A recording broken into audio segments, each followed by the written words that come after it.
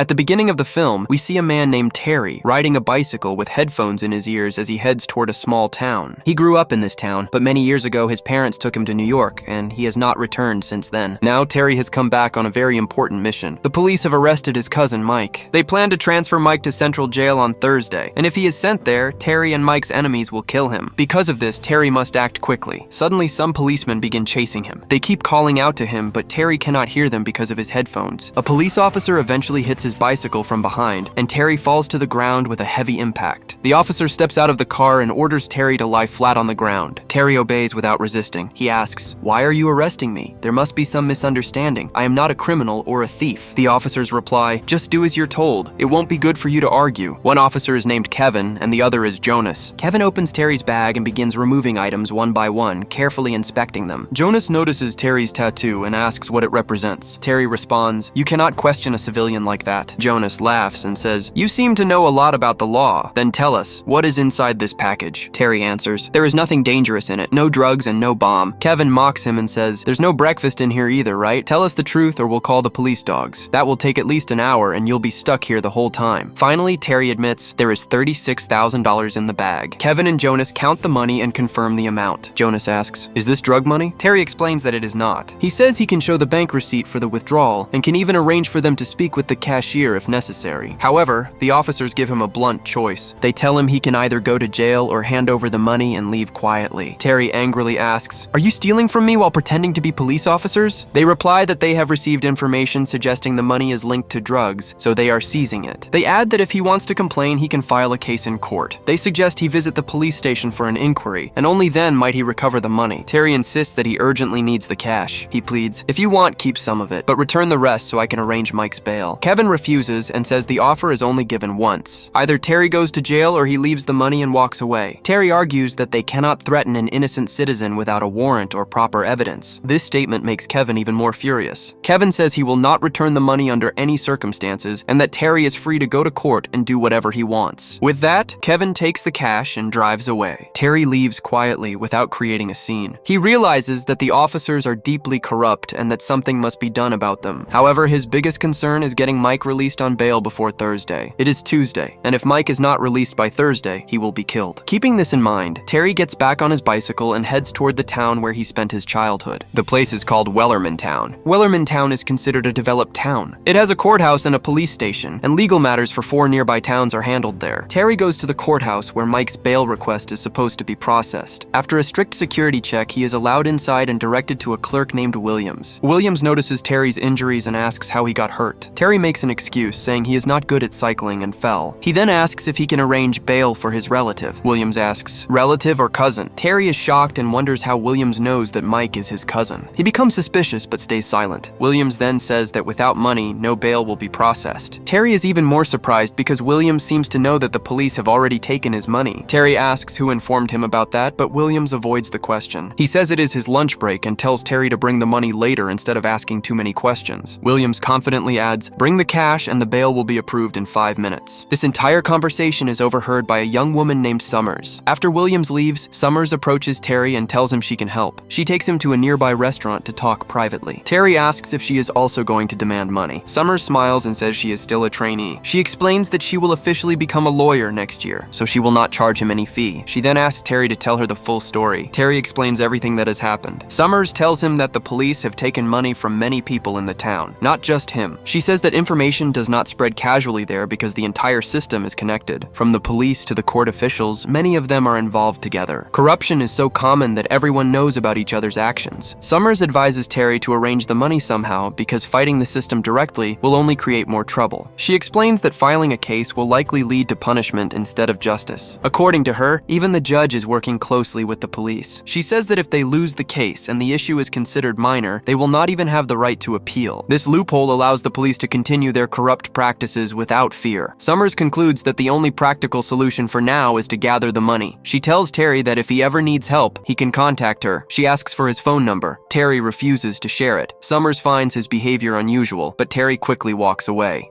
In the next scene, Terry is seen calling his parents in New York. He calls his father and says, "Dad, I need the money urgently." His parents reply that they have never had that much money before, and they do not have it now either, so they cannot help him. A short time later, Terry is seen camping in the woods and preparing a simple dinner. He has no place to stay, and the police have already taken the money he brought with him. He somehow manages to catch fish from the river and survives on his own. Terry appears physically strong, and his actions suggest that he has military training. His true identity will be revealed later, but for now it is clear that he is not an ordinary man. If he were a normal person, he might have panicked and left the town by now. The next morning, Terry goes directly to the Wellermantown police station. There, he meets a police officer named Elizabeth. She tells him to file an official report. Terry quietly turns on the recording feature on his mobile phone and places it on the table with the screen facing downward. Elizabeth tells him to hurry because she has other work to finish. Terry calmly states that the police have taken his $36,000 without any valid reason. Elizabeth is visibly surprised. She immediately steps away and calls Jonas to handle the situation. Jonas approaches Terry and says he understands that he is angry. He adds that Terry is not the first person to come there upset. Jonas advises him to leave peacefully because he will never get the money back. He warns that it is not wise to create problems with the police. Before Terry can respond, the sheriff, Marlowe, enters the room. Marlowe tells Terry to stop recording and delete the audio. Terry immediately turns off the recording. Marlowe explains that the money cannot be returned because the investigation is still ongoing. He says the cash will only be released after the inquiry is complete, and if any irregularities are found, the police will keep it. Terry responds firmly. "Then complete the investigation. It is only a matter of an hour. You have already been humiliating me for an entire day." Marlowe replies that he has no personal interest in troubling Terry. He claims that a senior deputy above him is extremely corrupt. According to Marlowe, that deputy pressures them into carrying out such actions. He says that even after an investigation is finished, the deputy does not allow matters to end peacefully. Terry is shocked to hear this. He cannot understand why someone would risk their job to commit wrongdoing for another person. However, Terry's only concern is securing Mike's bail. He says he does not care about the investigation anymore. He just needs a small portion of the money returned. The police can keep the remaining $26,000. He will use the rest to arrange bail for his cousin. Hearing this, Marlowe says that if he had known earlier that the money was meant for bail, the situation might not have escalated so much. Marlowe then offers a deal. He says that if the court approves bail, Mike can be quietly released. Terry must come to the courthouse before 9 a.m. on Thursday morning, which is the next day. No one will question the release. Mike will be removed from the prison transport bus and handed over directly to Terry. After that, Terry must leave Wellermantown immediately. Marlowe makes it clear that people will assume Mike has been taken away by his cousin, so this is his last resort. Hearing this, Terry accepts Marlowe's offer and says he will come tomorrow morning before 9 o'clock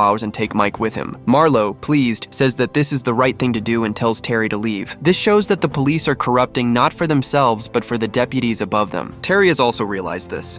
The next morning, he arrives outside the police station at exactly 9 WE. As soon as he arrives, he asks Marlowe where Mike is. Marlowe says that Terry is 4 minutes late, and Mike's bus already left 4 minutes ago. Terry says that everything was in Marlowe's control and that he could have separated Mike. But Marlowe says that he is not Terry's relative and that he would not listen to him. Terry becomes furious upon hearing this. He immediately hops on his bicycle and chases the bus. Terry takes several shortcuts and finally reaches the bus. He knocks on the bus, asking if Mike is inside. Mike replies, yes, he is. Terry tells him there's a problem with his bail. He explains that Mike must somehow survive 3 days in central jail. He promises that he will get him bail within 3 days. Mike fearfully says he's very scared. Terry encourages him, saying it's just a matter of 3 days. With that, the bus driver speeds off, leaving Terry behind. Terry then immediately goes to Summers. Summers asks, "What happened? Didn't he bring the money?" Terry says, "Leave the money. First, tell me who this deputy is." Summers, surprised, says she's never heard of a deputy. She asks, "Who told Terry this?" "Terry," says Marlowe. Hearing this, Summers realizes Marlowe is lying. Summers explains that Marlowe is actually the biggest and most corrupt man. Terry questions why she should believe Summers. Summers then reveals that she has a daughter. She lives here and her husband is dead. She's raising her daughter with great difficulty, and she's not lying to Terry. Terry doesn't know what to do now. She doesn't even have money for food. If she doesn't act quickly, Mike will be killed. In another scene, we see Kevin and Jose telling Marlowe about Terry. They say that Terry is a retired army officer but never served in war, so he's not dangerous. They explain that Terry retired in 2017 and now works in a restaurant. They believe Terry only appears strong but is weak on the inside. But they didn't know that Terry had been a member of the Black Ops. His CV stated that he had been a McNab. However, Marlowe and Jonas didn't know what McNab meant. They ask Elizabeth to search for McNab. Then they see Terry appear in front of the police station. This surprises all three. Marlowe comes out and talks to Terry, saying that Terry must now know his true identity. Marlowe says that he enjoys it when people find out his truth, but Terry doesn't panic at all. He tells Marlowe one last time to return his money, or it won't be good for anyone. Marlowe Marlo laughs and asks, "What can an old retired army officer teach them?" Carrie then says that perhaps Marlo didn't read his entire CV. It contained the word McNabb. Marlo dismisses it as some kind of army gimmick. But deep down, Elizabeth has now figured out what McNabb means. She tells Jose that Terry is no ordinary man. She explains that Terry is the man who trains commandos, and those commandos go on dangerous missions for Black Hobbs. So there's a commando, and there's the one who trains other commandos. He's called McNabb, and Terry was exactly that. Jonas immediately comes out, having now understood everything about Terry. He tries to protect Marlo, but Terry slowly moves toward Marlo. Seeing this, Marlo pulls out a gun. Terry snatches his gun within 3 seconds and charges at Jonas. Jonas begs him to stop, but Terry attacks both of them. In just a minute and a half, he captures both Marlo and Jonas and ties them to chairs. Just then, Elizabeth arrives. Terry tells her to unlock the storeroom immediately if she wants to save Marlo and Jonas. Terrified, Elizabeth unlocks it. As Terry enters, he's astonished to find the money, along with gold and guns, which the police used to sell on the black market. Terry now knows the full truth, but he needs to bail Mike out. Terry takes his money and locks the storeroom. He then tells Elizabeth to drive, and he'll ride in the back seat. Elizabeth drops him off far away from the police station, but Terry keeps the car keys. He says he'll find them 1.5 kilometers away and leaves.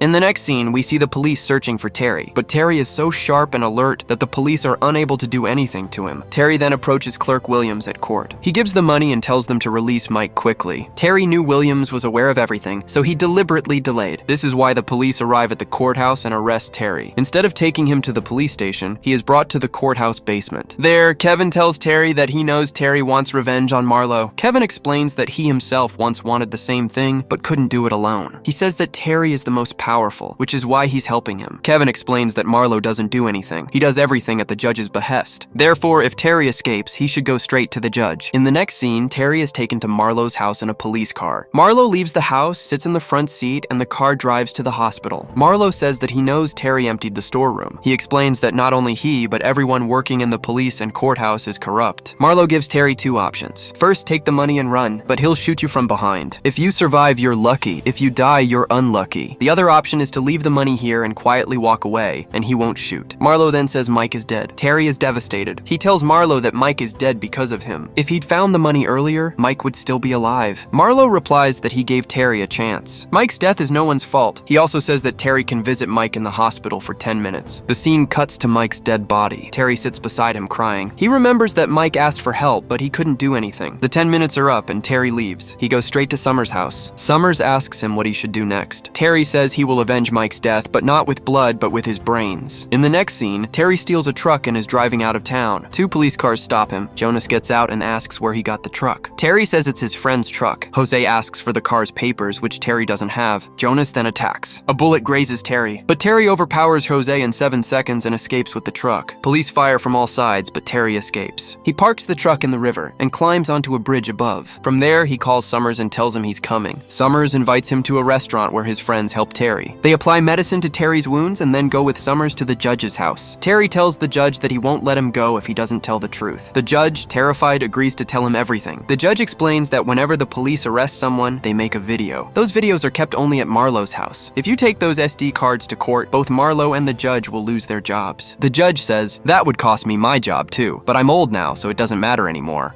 Terry and Summers immediately go to Marlo's house and retrieve all the SD cards from the basement. They leave by different routes. Terry reaches his car safely, but Summers is late. Just then, the police catch him. Terry, seeing this, begins to suspect Summers of betrayal. But the next moment, Terry sees some police officers taking Summers away in their car. Terry, without turning on his lights, cleverly follows the car. He sees the car stop near a deserted farmhouse. There, Summers is taken out, given an anesthetic, and put into another car. Seeing this, Terry accelerates his car at full speed and rams the police car. Terry immediately gets out and hits the policeman 3 times. Then he asks him to turn on the radio. Terrified, the policeman does so. Terry tells Marlo over the radio that he will surrender at Rebel Ridge tomorrow morning at 7:08 a.m. But in exchange, Summers must be released. Marlo accepts the deal. The next morning, we see the entire police force standing in their positions waiting for Terry. Marlo and Elizabeth are both at the police station. Just then, Marlo receives a call from Terry. Terry says he's in his car. Send a policeman to take him away in handcuffs. Kevin slowly approaches Terry, but when he reaches the car, his own policeman is inside, held by Terry.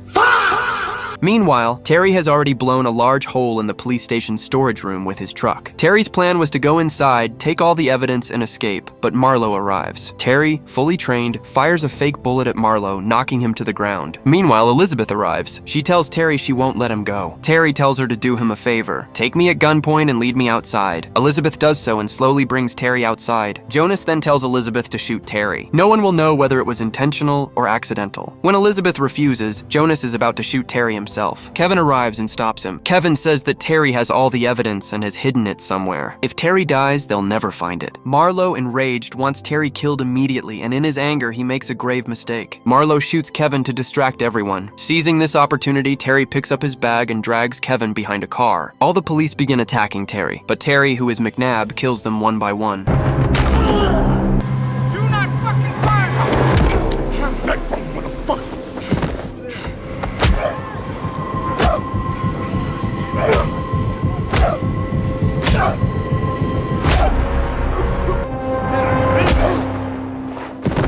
Terry puts Kevin into the car where Summers is lying unconscious and drives off onto the highway. The police open fire, puncturing one of the car's tires, but Terry doesn't stop. The police pursue them. Inside the car, Summers begins to regain consciousness, while Kevin's leg is badly injured and bleeding. Summers insists they must go to the hospital immediately, but Kevin insists they must first hand over the evidence to the city police. Meanwhile, Marlowe and all his officers are pursuing them. Marlowe is about to attack Terry's car when Elizabeth hits it, causing an accident. Now that Marlowe's car has stopped, the other police also abandon the pursuit. Taking advantage of this, Terry, Kevin, and Summers arrive at the hospital. In the next scene, we see Elizabeth pointing a gun at Marlowe. Elizabeth knew Marlowe would go to jail. He would also lose his job as a judge and face prison time. The final scene shows the hospital, where Terry holds all the evidence to his chest, and this wonderful movie ends.